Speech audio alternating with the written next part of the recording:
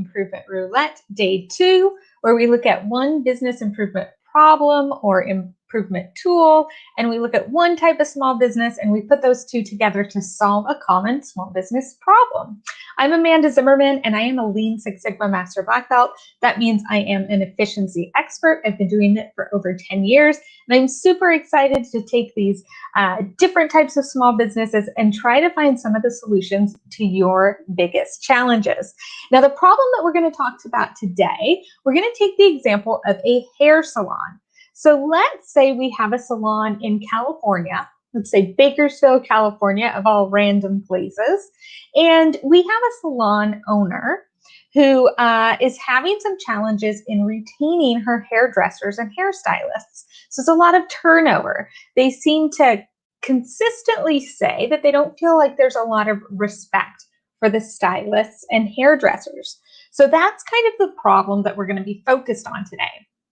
Now, what I want to start with here is talking about value. So what is value for a customer that goes into a hair salon?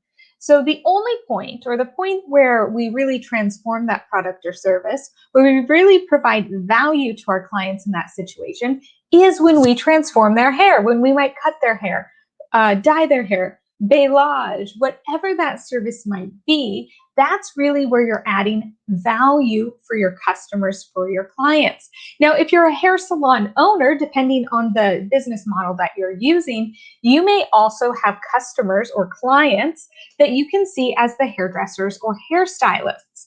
Now, these hairdressers and hairstylists might be your customers, and what they value might be the working space that they're in. How many feet do they have to work in their space? How many tools do they have accessibility to?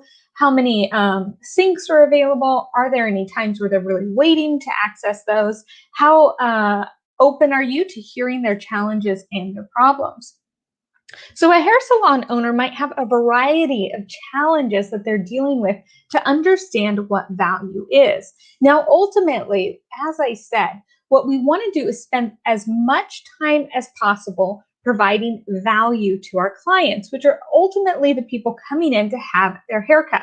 So we want to spend as much time as possible transforming their hair.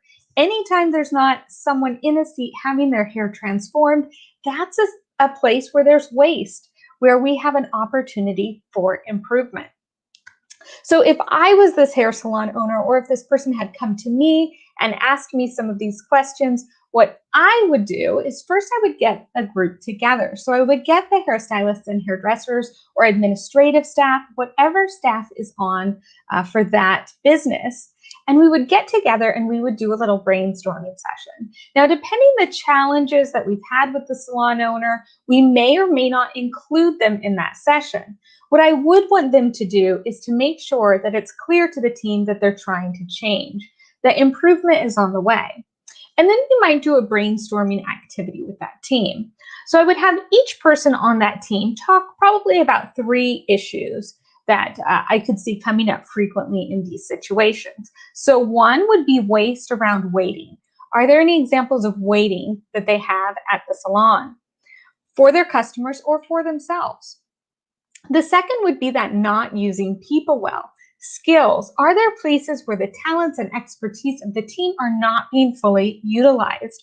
And the third would be excess processing, so perfection. Are there any examples of us going over and above than we need to for our clients? So I would have each person brainstorm maybe 3 examples of those at the salon, and then we would go around the room and just hear from them what some of those challenges were. Now, what's great about that is if you're the owner or the person leading the event, you now have a bunch of ideas of things that you can improve. Now, I want to focus in on this not using people well, because that is the one that we pulled yesterday, was to talk more about not using people well. Now, when we don't use people well, what we lose is all the talent and expertise that they could have provided to us. I see this really frequently as a continuous improvement consultant, where we don't ask the people who are doing the work, what improvement opportunities do you see? Right? They're the ones doing the work every day. They have the best ideas. So often we don't get to see that. We don't ask that question. So it's really important to ask the people who are actually doing the work. Now, the other thing that you can think of, or the example I always go to for not using people well, is Good Will Hunting. So in Good Will Hunting, he was this genius, but he was a janitor.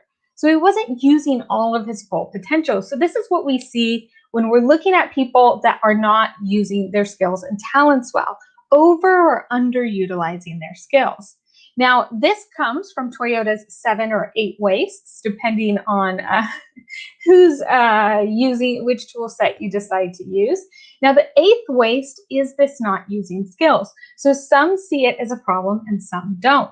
But it's one that I always like to include when I talk about waste in our processes. So let's look at some examples that are more specific to this particular case. So I asked around to some different stylists that I know, but I also looked online and saw some of the challenges, spoke to some people online about the challenges that they experience in this. So some of the things that came up, and I'm not looking at you for a second because I'm just going to read off this list here so we get some brainstorming ideas out there. Lack of training for the job, lack of access to training. So if we're not up on the latest skills, the latest things that are going on, we might be missing out on a lot of money. If we didn't learn how to balayage, and now balayage is the thing, oh no, when highlights were the thing, what if we never took that highlighting class? The best or needed tools are not available. So do each of those stations have the tools that they need? Do we have respect for the craft? So instead of treating it like a product or a service, are we actually treating it as a creative activity? Do we give it the time that we need to make sure that our clients and customers get all the value from it that they should, that they get that best experience and haircut? Experts are never asked their thoughts. Takes too long to add people to the schedule. So that's a place where you could be spending time doing something that's not cutting hair. Spending too much time cleaning, that's another one where you're not cutting hair. Posting and marketing yourself. So if you're always trying to do your social media, that's more time that you're not cutting hair. So how can we reduce or eliminate that? You might lose money due to cancellation. So you might need to look at how can you manage cancellations more effectively so that you spend more time with your clients. Now, the other thing with hairstylists and hairdressers is you kind of have to be on all the time. So it's important as well that you manage that burnout, that you understand that you have respect for yourself in the situation that you're in so that you get the downtime that you need to be as effective as possible. Now, the question that I always like to ask people or like to have people reflect on is, why do you love to come to work to every day? Right? And when we're thinking about not using people well, asking people this or knowing this for ourselves can be really important, because it helps us to identify what's value for us. And the more we can connect to that, the more we can be happy to come to work today. We can be excited to come to work today. So if you love to come to work every day because of the team that you work with, because you're providing that value to your clients, but the salon owner isn't allowing you to use all of that value, that's a big problem, right? So that's what we want to start to address and eliminate in this example. Now, all of these examples, I am giving you the tools to start some of these projects, to do pieces of this project. As I said, like I have 150 different ideas here of improvement tools. So it's likely that you will use one of these to improve any of your processes. I don't have the solutions. You have the best solutions. You're the experts in each of your industries and each of your activities. So I'm here to teach you the tools so that you can unlock that value. Okay, so if you like this example, if you're interested in executing it, I would love to hear how it goes. I would also know, if you need help or support in that, please feel free to reach out to me. Now, I am going to just mark off for the day that we finished today, so you can see here how I'm doing, if I'm actually meeting the expectations that I've set, that I'm going to do this every day for the month of April. This is a great way that anybody could see, am I on target or not on target?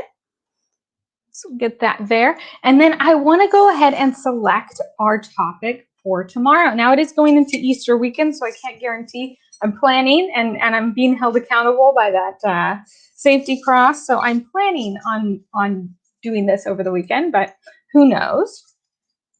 So we are going to go ahead and choose the next one. So we are going to look at a property manager.